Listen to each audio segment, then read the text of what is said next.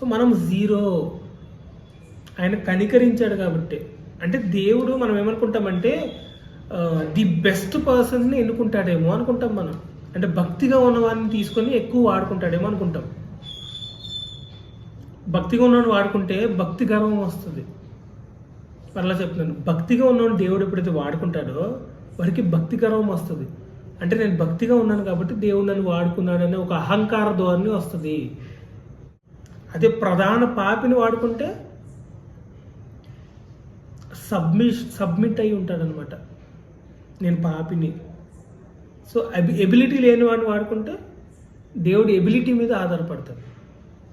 అప్పుడు నమ్మకంగా పనిచేస్తాడు.